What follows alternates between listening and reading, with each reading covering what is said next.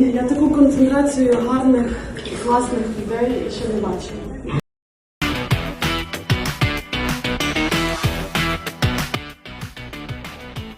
От зимою як? Там пройти неможливо. Всі бігають, всі на спортивних майданчиках, всі спортивні, гарні, доглянуті.